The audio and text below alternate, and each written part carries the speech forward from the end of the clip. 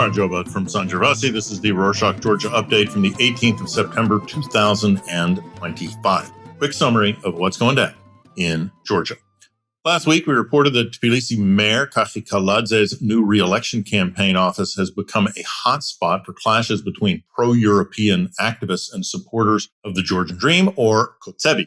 On Thursday, the 11th, police arrested 3 people involved in a scuffle in front of that office. 2 of them were supporters of the Kotzebue who physically assaulted activists. One of them shouted at the police, "I'm one of yours," as officers tried to detain him. Authorities also arrested 23-year-old activist Megi Diasamidze, who had written Russian Dream on one of Kaladze's campaign banners. She was charged with damaging property, a criminal offense punishable by a fine, house arrest for 6 months to 2 years, or prison from 1 to 5 years. She was later released on bail. Diasamidze said she spent 9 hours with her hands tied behind her back. The 2 supporters from the ruling party were released without any charge. These are known as electoral campaign detainees. In related news, Elena Khoshtaria, one of the leaders of the Coalition for Change, or Tavisu Plebiscite, which won the largest share of opposition votes in last year's parliamentary elections, stolen by the government, was arrested on Monday the 15th. After learning about the arrest of Megi Diasamidze, Khoshtaria went to Kaladze's campaign office and wrote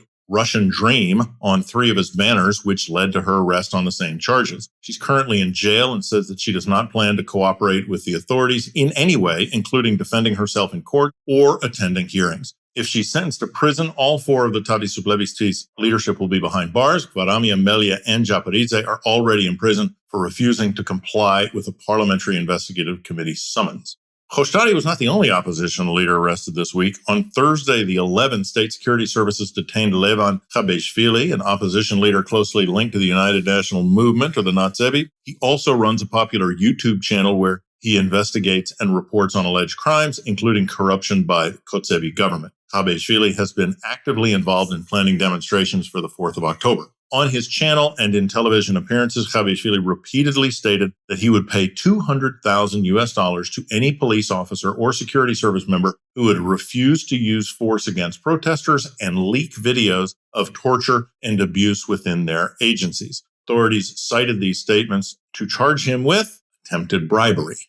There's another arrest this week, but this time it was one of the Kotzebue. On Thursday, the 11th, police arrested Janasher Burchuladze, who until last year served as the Minister of Defense. He was arrested for abuse of power and money laundering. According to investigators, ministry officials under his direction manipulated a tender for an MRI scanner, inflating its price, which caused more than 1.4 million lari, which is about $400,000 in damages to the defense ministry. Authorities also allege that in January 2025, Burchuladze's family bought property in Spain for 544,000 euros using illicit funds. To hide the origin of the money, Burchuladze allegedly arranged a fake property sale in Georgia, used fictitious loan contracts, and did not include Spanish property in the declaration. He faces 9 to 12 years in prison if convicted. Another of the electoral campaign detainees. The Rorschach, Georgia update will be sure to check in after the election on sentencing and take note if this new corruption crackdown lasts beyond the local elections. Protests are becoming increasingly dangerous for pro-European activists. On Monday, the 15th, one of the groups that has been organizing daily marches for months was attacked by a group of individuals. Levan Jobava, one of the activists, said that an unknown group of men, often called Titushkevi, began insulting them during the march. He and a friend approached one of the men to ask why, but the man ran into a nearby cafe. When Jobava and his friend confronted him there, he pulled out a gun. Activists managed to disarm him and handed both the man and the weapon over to police. Authorities later said the gun was a pneumatic weapon, which is still illegal to own in Georgia. The suspect may face up to 7 years in prison. We'll see. Next up, Coalition Strong Georgia, or Zlieri Lelo, and Gacharias for Georgia, or Sakartvelostis, will not compete against each other in the municipal elections. Instead, they chose to have shared candidates in cities and municipalities where they think the opposition has the best chances. They will have candidates in, get ready for a pretty long list, Tbilisi, Sechnaki, Lagodechi, Marneuli, Polnisi, Kazbegi, Gori, Borjomi, Kharagauli, Samtredia, Choni, Chokatauri, Chobi, Zugdidi, Keda, Kubuleti, Shuachevi, Chelbachauri, Telavi, Achmeto, Rustavi, Mscheta, Dusheti, Kaspi, Terjola, Zestaponi, Chiatura, Schaltubo, Kutaisi, Ozurgeti, Lanchchuti, Senaki, Salenjika, Chorochru, Batumi, and Chulo. In other news, 2 Ukrainian citizens were arrested in Georgia after authorities discovered explosives hidden in a truck at a border crossing. On Sunday, the 10th, a Mercedes-Benz truck with Ukrainian plates entered Georgia through Turkey. Investigators say an unknown person in Ukraine gave the truck driver the explosives, 2.4 kilos, about 5 pounds of hexogen, which is a powerful explosive substance, explained that after crossing the Georgian border, another contact would collect them. The second Ukrainian was caught receiving the explosives from the driver in Georgia. Searches also covered 8 phones, computers, SIM cards, cash, and cocaine.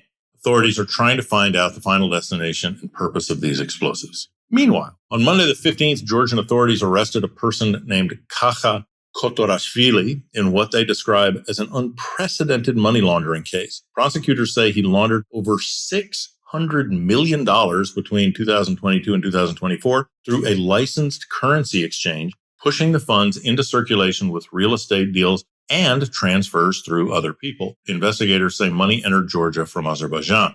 Details of the case are not known yet. However, the amount of money involved got everybody talking about it.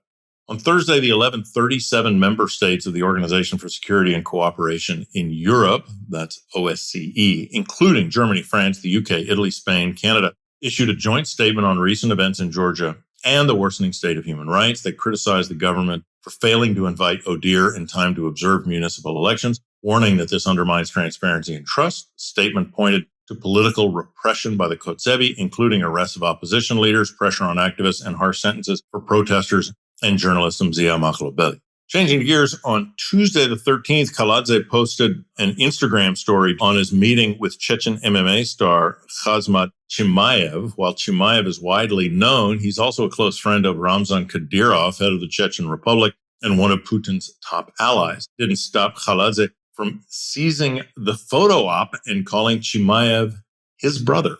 On Tuesday, the 16th, representatives of Georgia's Civil and Academic Society published a petition to thank Germany and show solidarity with Ambassador Hero Peter Fischer. They argue that threats against him made by the Kaladze, including talk of expulsion, target not just the ambassador, but the longstanding friendship between Georgia and Germany, as well as with Europe. The petition talks about Germany's decades of political, economic, and social support, from infrastructure and education projects to scholarships, media development, and clear backing for Georgia's EU path. Author calls Fischer a symbol of this partnership and urges the government to stop attacking a foreign diplomat and respect diplomatic protocol. Wrapping things up on Monday the 15th, Simon Leviev, the main figure of Netflix's 2022 documentary Tinder Swindler, and a well-known con artist, was arrested at Batumi's airport in western Georgia. Leviev, 35-year-old Israeli fraudster, rose to international fame after the release of the Netflix film, which revealed how he used Tinder to contact women, present himself as the heir of diamond magnate Lev Leviev, and persuade them to lend him large sums of money under false pretenses. He spent years carrying out these scams across Europe, funding a lavish lifestyle while leaving victims in debt. He was wanted by Interpol, which led to his arrest in Georgia. And that's it for this week. Thanks for joining us. Don't forget that we do many other updates. We've got country and non-country updates, including Arctic, ocean, and the multilateral shows. Check the full list and the link in the show notes. Nachmandis.